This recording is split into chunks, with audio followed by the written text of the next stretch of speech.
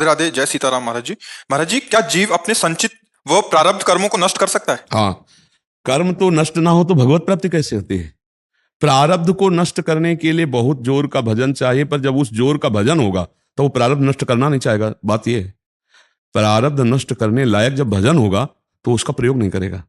संचित कर्म और क्रियमाण, ये दोनों नष्ट हो जाते हैं। क्रियमाण भगवद अर्पित होते हैं, इसलिए वो अकर्म हो जाते हैं, मतलब वो फल देने में समर्थ नहीं होते।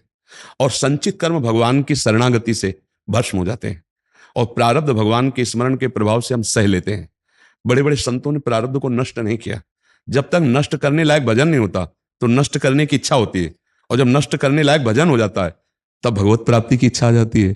तो प्रारब्ध भोग कुछ समझ में नहीं आता।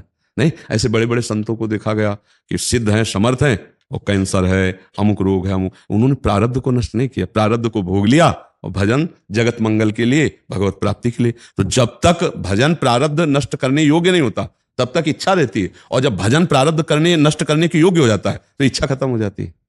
जैसे रामकृष्ण परमहंस जी के भाई जी हनुमान प्रसाद पोद्दार, बड़े बड़े संतों, ये तो एक बार एक संत जो 3 परिक्रमा गिरिराज जी की लगाते थे और गोपाल शास्त्र नाम के 108 पाठ रोज करते थे, तो उनको लकवा मार गया, पैरालिसिस जिसे कहते हैं। हाँ, तो हरि बाबा और उड़िया बाबा उनसे मिलने गए, तो कहा बाबा आपके पास इतना भजन बल है कि आप इस पैरालिस को, क्या और हजारों के पैरालिस को नष्ट कर। तो उन्होंने कहा कि महाराज क्यों विनोद करते हो, ब्रह्मास्त्र का प्रयोग मच्छर मारने के लिए थोड़ी होता है, शरीर प्रारब्ध नष्ट करने के लिए भजन का प्रयोग थोड़ी होता है। ये भोग लिया, आप शरीर छूटेगा, भगवान के पास जाएंगे।